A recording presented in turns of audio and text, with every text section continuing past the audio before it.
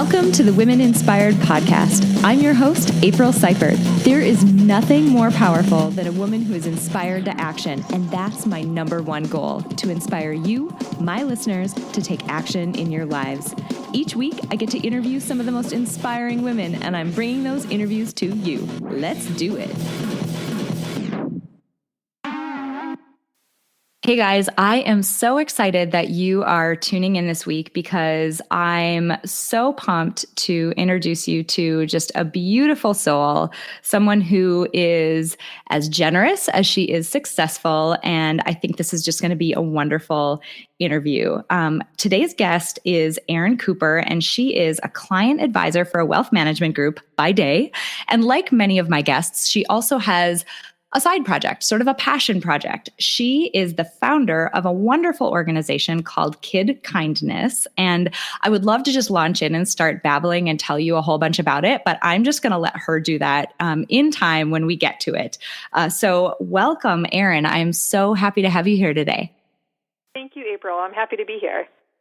So I kind of gave like the, little quick 2 bullet point bio of you, but we definitely want to get to know you a little bit more. So before we launch into all of my questions, so let's kind of snuggle in and tell us a little bit about yourself. Yeah, so I live outside of Boston with my husband and 2 girls. They're 4 and 2, and I can't forget our German Shepherd, Luna, who is as much as part of the family as anyone else. As you mentioned, for my career by day, I'm in the finance industry. I've been in there for over 20 years. Most recently working with Cambridge Trust out of Boston. And I've always been involved with nonprofits on the side in various capacities.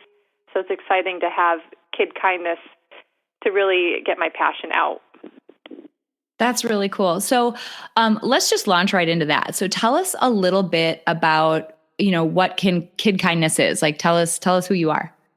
Yeah, so Kid Kindness is an organization that focuses on getting our youngest ones involved in philanthropy. And we do this through community service projects that are both educational and fun.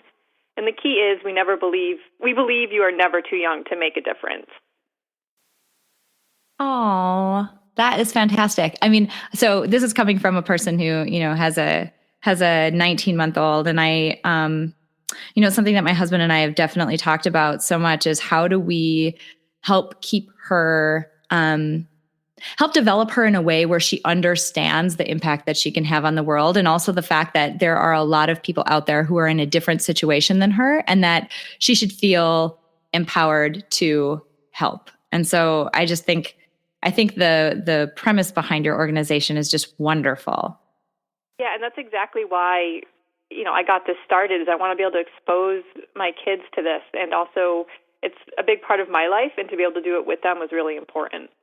Oh, absolutely. So tell me a little bit about that.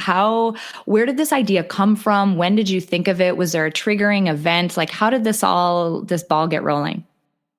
Yeah, so I guess I have to go back a bit. So, because my real life in the nonprofit world started back in the early 2000s with Stand Up for Kids. So my cousin Matthew had been a runaway, and when he was out in California, I came across this group who were conducting street outreach, and really touched his life. And unfortunately, he ended up passing away at 18 from a heroin overdose. And shortly after that, I moved to Boston. So when I made that move, I looked up Stand Up for Kids, found a local chapter in Boston that was just getting started, and went all in. I spent 4 to 5 years with the organization, ended up becoming their executive director of street outreach, which was done on the side after my day job at the bank. And this really set the stage for me for all the activities and involvement in the years since. And After having my children, I was looking around for things to do with them.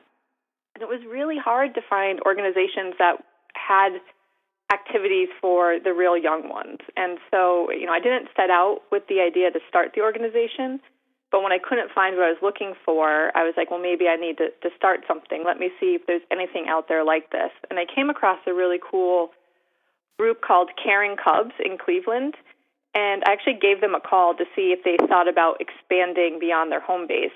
And they were extremely gracious. They weren't looking at that time to expand outside of Cleveland, but they spent a lot of time with me talking on the phone. They gave me pointers and advice and what's worked for them and some hurdles they overcame.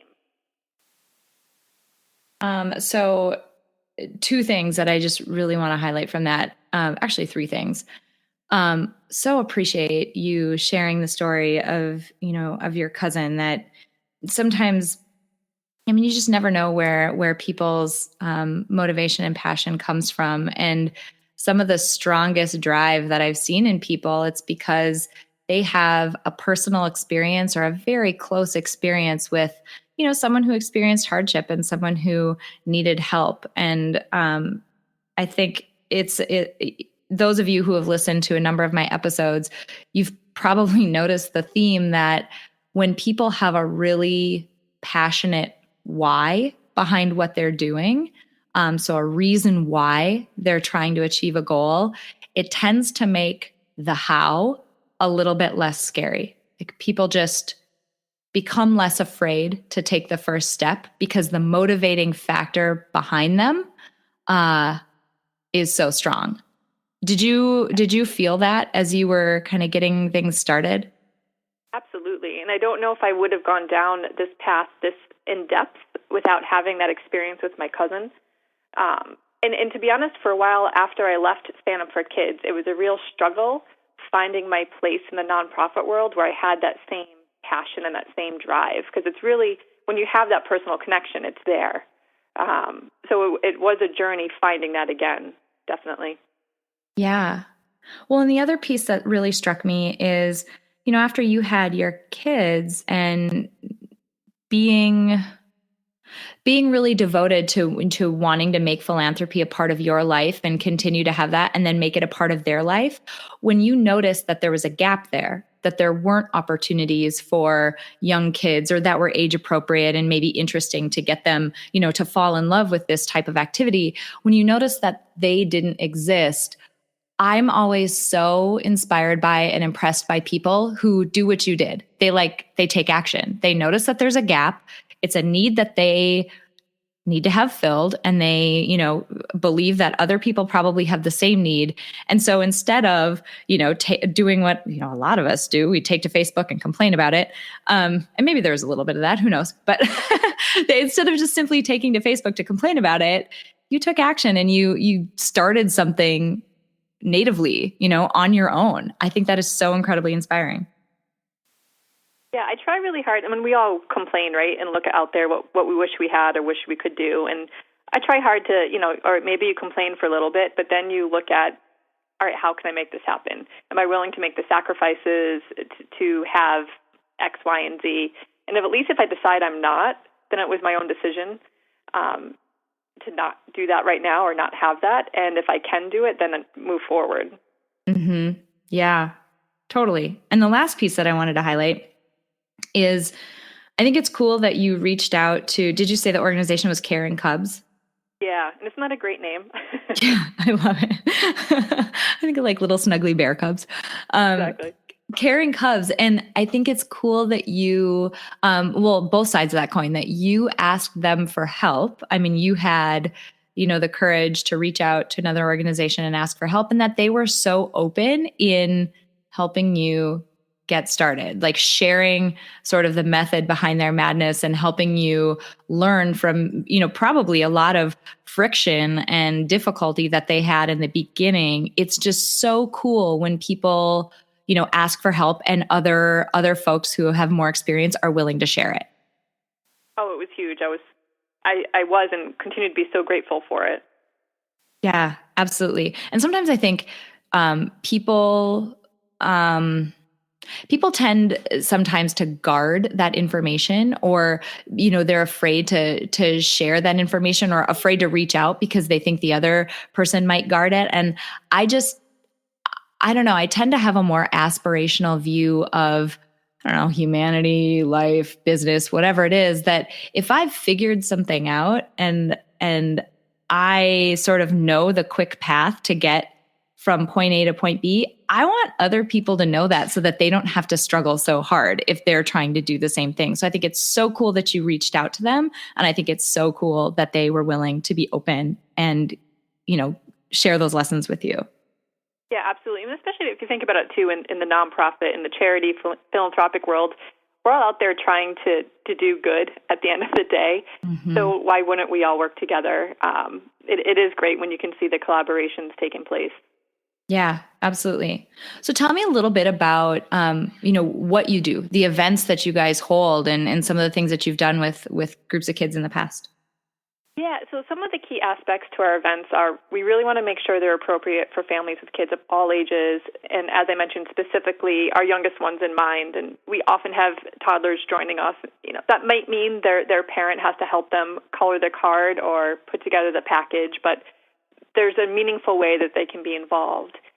It's always free to attend and participate, although we do offer other ways for the families to support the highlighted organization. So we don't want that to be a hindrance in them coming to our events, but of course we want them to know of other ways that they can help out and give back. And finally, we want to make it really easy on the families, so they just need to show up.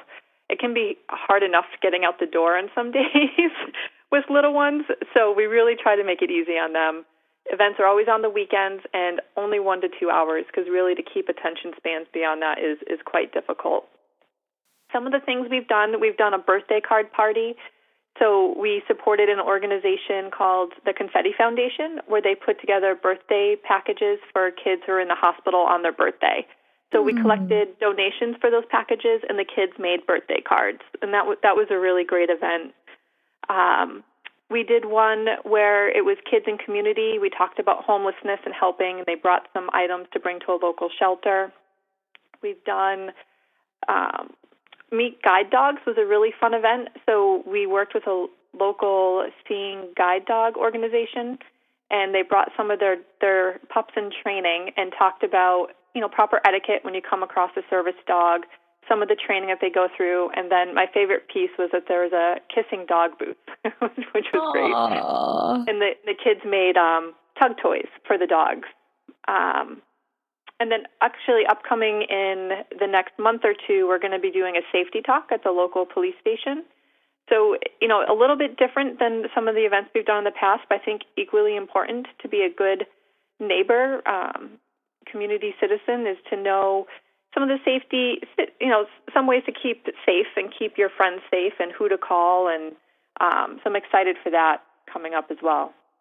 That's awesome. That's a really, I'm sort of flipping through your past events page on your website. For anybody who wants to pop over there, it's kidkindness.weebly.com. I'm on your past events page, and it's a huge variety. Soldier care packages, and I see the birthday card party and a gratitude station, toy drives, adorable guide dog, adorable little puppy German Shepherd picture. That's just killer. Huge variety of events. How do you think of these things? So there's a lot of great local organizations. And so usually what I do is if I come across one, I'm still pretty involved in other communities, whether it be through work or other organizations. So I do come across other nonprofits in the area. And if I think one might be a good partner for one of our events, I'll reach out and tell them a bit about us and ask if there's a way that we might be able to support their organization in a meaningful way. What I don't want to happen is our families and kids participating in something that really doesn't help the organization. It's just for the act of doing. I really want it to be meaningful. So that's a big component of it. So it's just reaching out, and then it's organizing everything that comes with that, finding the space, getting folks involved. Ideally, I love it when we can go to the nonprofit themselves and see their space and what they do. It's so powerful for the families. Sometimes that's just not possible. So then it comes to all that coordination to make them happen. Yeah, absolutely. How do you do that? That's got to be massive. And again, like you're doing this as a side passion project. You've got a full-time job. So how do you get all of this done and juggle it all? So I think there's a bit of crazy, just to put this on top of everything else, but it's a good crazy. Sometimes it gets overwhelming, and I'm like, what am I doing? I can't do this, and I just have to dial it back. And what I do is I make myself a to-do list, and on that, I prioritize it, and then I put my head down. I don't think about the end game, and I just think about each individual item and I get them done. And for me, that works. I get through it, and then at the end, I've completed it. I also keep my expectations in check. I give myself the permission to be okay with just moving forward with some events. Maybe it's not as many events as I'd like to have each year. Maybe it's not as big as I'd like it to be yet, but I'm give myself the permission to be, it's okay, just keep moving forward. You know, if 5 kids show up or 40, you had an impact and it was worth it. That's so awesome.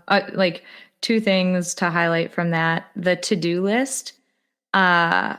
What's cool about that is the way that you described how you use it. So I'm not going to worry about what the end game is or what the end goal is. I'm just going to focus on, taking the next step that's on my to-do list that I have prioritized.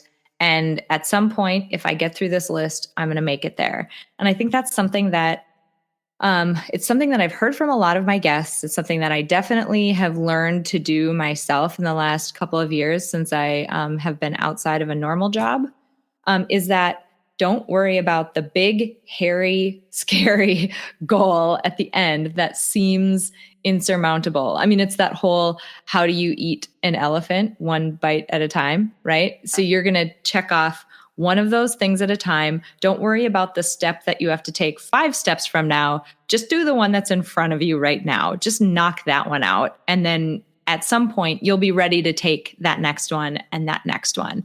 So I love the way that you described your to-do list, because to me, that is something that really helps people manage fear and manage feelings of like risk taking. Is that, no. I don't have to actually achieve that today. All I have to do is these 3 things. That's it. No big deal. So I love how you described your to-do list.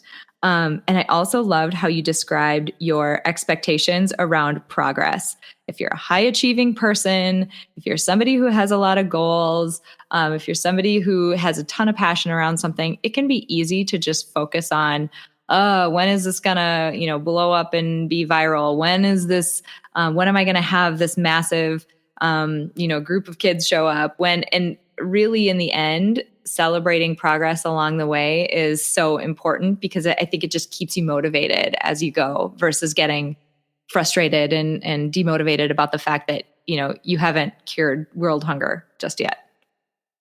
Yeah, no, that's exactly it. So tell me about, you've mentioned a little bit the kids and families that come and also the organizations that you are partnering with and supporting.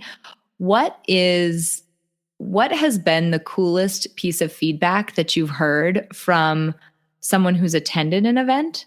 And then also a cool piece of feedback that you've heard from an organization that you've worked with?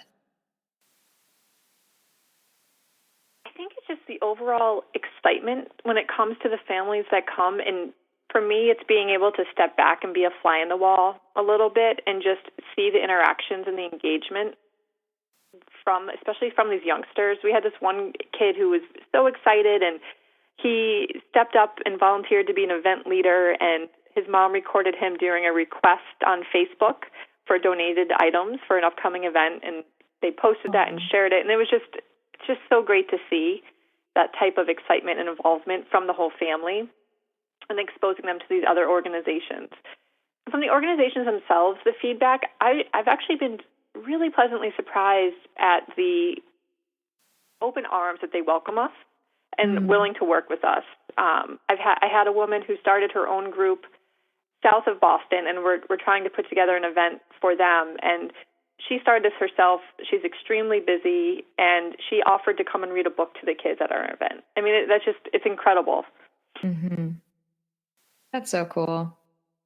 Okay, so I kind of want to turn a little bit of a corner and get a little tactical, because I think there's a lot of folks out there who have the idea of a passion project, or there's something that they're really, really excited about. And maybe they're just not quite sure how to start or are afraid of the process or whatever. And it's easy to look at, your website, like you've got this adorable and awesome logo and it's bright and colorful and you have this website put together and there's events on it and it looks like I mean, it looks like you really have your stuff together. And so it'd be easy to look at you and say, okay, well, she's there. She's so much further along than I am. I'm never going to get there.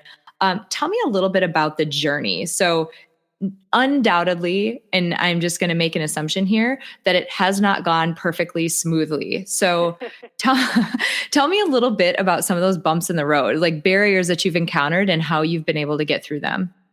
Yeah, so from the beginning, I remember when I was first thinking about starting this and launching it, I was at a luncheon with a great group of women, and we had a speaker come in, and she was talking about board work and nonprofits, and I asked her about starting an organization and her thoughts, and I was surprised at how negative she was, and pretty much just told me not to start one. And I was like, oh, that's not the answer I expected. And it took me a little aback, and I kind of reassessed things, spoke with a few other people, and it was like, no, I'm not going to let one person get me down, right? You just take it with a grain of salt and move on. But it definitely is. It's funny, people don't realize the impact their words have. Right. And so that was definitely a learning experience. And the other one, just once I actually started the organization, and the first event was in my house, and it was mostly my friends and their kids.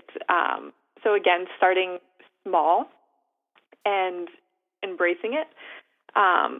In the beginning, learning to say no, that's not what we do, was a challenge. I would have people reach out with really good intentions and asking if we would go and do different types of events that we just aren't equipped to do at this time. Not to say we would never be there, but just we're not set up right now to go into schools and do a school type of program. But I would love to get to that point. But I had to learn at first. I would say yes and try to figure it out, and that probably wasn't the best method, and I learned from that. I also learned I had some people willing to volunteer in the beginning, but I was still working out my vision and my story and what I wanted to see happen. And until I could really verbalize that and share that with others, it made it difficult to bring in volunteers. So that was a really good learning experience as well. Yeah, absolutely. All right. So I'm just going to fire some questions at you at this point. We'll start here. What do you see on the horizon for your organization? Like, where do you see it going? What's up next for you? So it's actually really exciting right now. I'm looking for a director of programs, and ideally it would be someone who is willing to spend time 1 to 2 hours a week and help me to source and plan our events. And with this added capacity, I can see us taking it to the next level. So I'm really excited about that. I really hope to find someone, ideally by year end, but I know things like this can take time. That's awesome.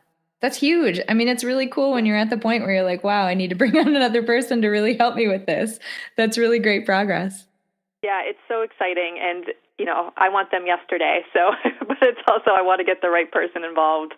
So. Yeah, absolutely. All right. Next question. Who's the type of person who inspires you? I'm inspired by people who went and followed their passion. Entrepreneurs I find really inspiring because you're taking really big risks that you don't see as often. There's a woman, so I'm part of a women's collective giving group locally, and there's a woman here who started that, who I find, Marla Felcher. She started the Philanthropy Connection, and I find her extremely inspiring, and there's inspiring women in that group as well. But anyone who can just take their passion and run with it and really make a success out of it is really inspiring. That's awesome. And if you had to leave a bit of wisdom or one bit of advice to people who are listening to this, what would you say to them? Baby steps. Keep it manageable so you can keep moving forward. And be happy and feel good about what you've accomplished and not getting down on what didn't happen. I think we touched on that a little bit ago, but for me, it's huge. And if you aren't happy and feeling good about where you're at, if you're too worried about what you haven't done, you're not going to have the motivation to keep moving forward. Yeah. It's that whole saying, like, I don't think I'm going to say it right, but it's something along the lines of perfection becoming the enemy of progress. Like you can't move forward if you're trying to be perfect.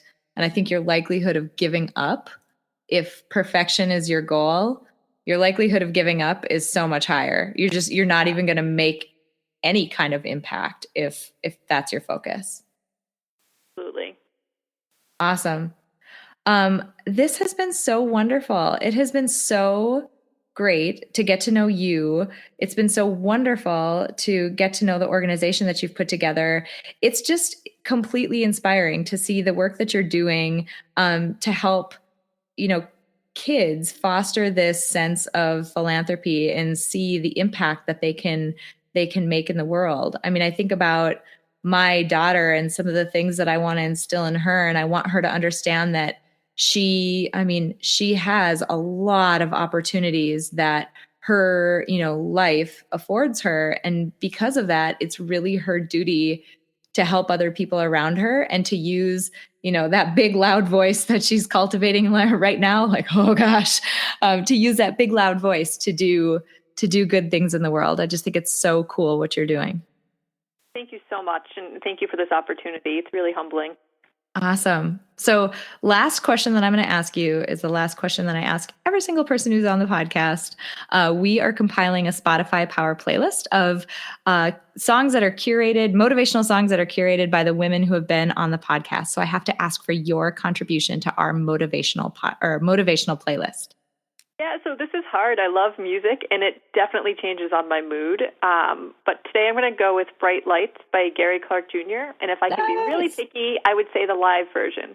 Nice. All right. I will look for it on Spotify. Usually I can find everything on there, but there've been a couple that I haven't been able to find. But I love the contribution. That is awesome.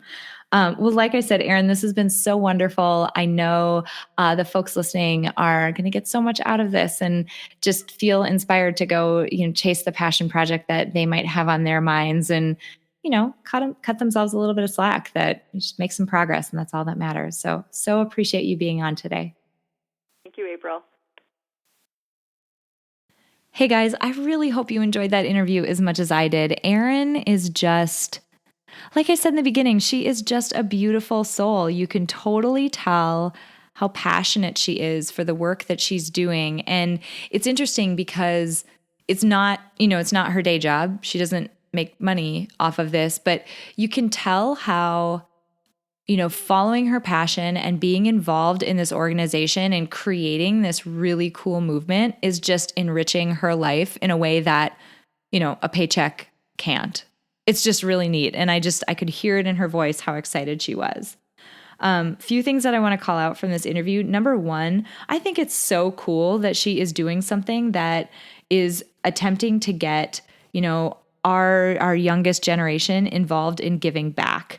If you think about really the blessings and just the amazing things that all of us have in our lives, if we have a roof over our head, if we have food to eat, if we're genuinely safe or generally safe on a day-to-day basis, we're doing better than a lot of the folks in the rest of the world. So it's just so important that we recognize and be grateful for the things that we have and work hard to give back. And I think it's cool that she is trying to foster that sense of responsibility in young kids, because I really feel like if you do it early, they will go on to do amazing things. The second thing I want to highlight is, it's something I've talked about in other episodes, but it's so worth hitting it again, is the idea of having a really passionate why behind the things that you're doing.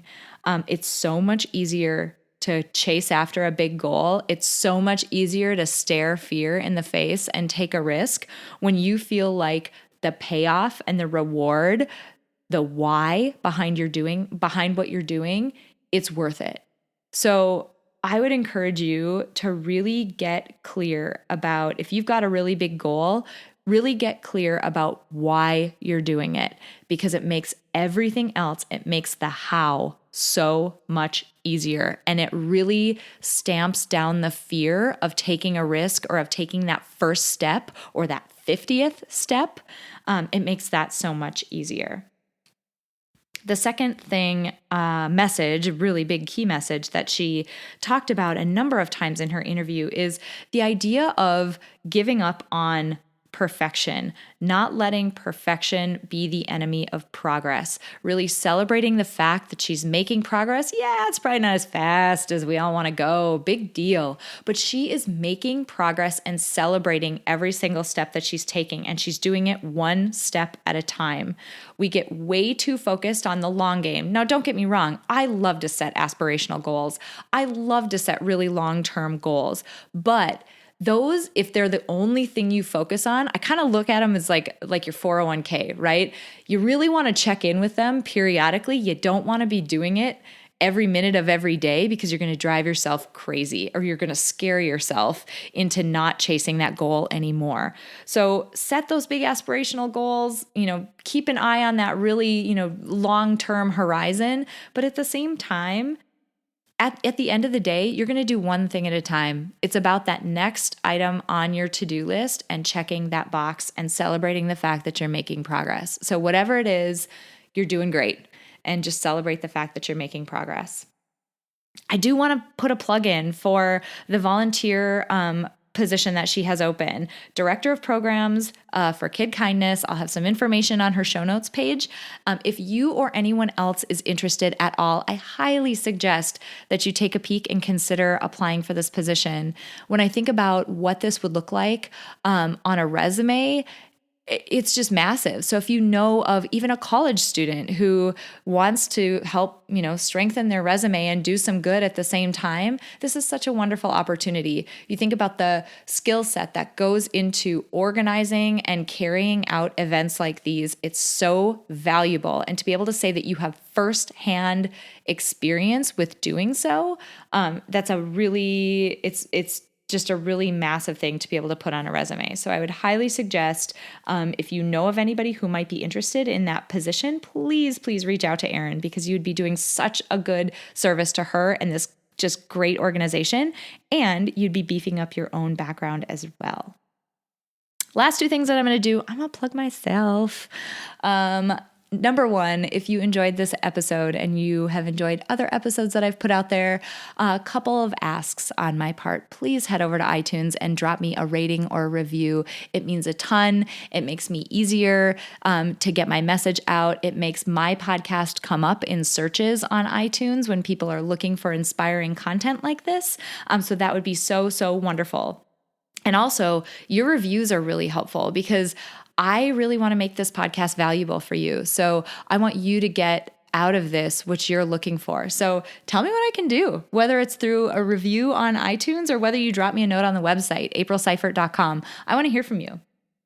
And last, I'm going to plug a workshop that I have coming up. I don't have a name for it. I don't have a date for it. I'm really just throwing this out there early to the folks that have been along this journey with me. I'm working on the best way that I can describe it is an intentional life design workshop where we are going to focus on how critically important the way that we approach our day-to-day life is and why that is such an important thing. So if you are in the Minneapolis-St. Paul area and you want more information about that, pop over to my website, shoot me a note, and I would love to keep you informed on when that is coming out.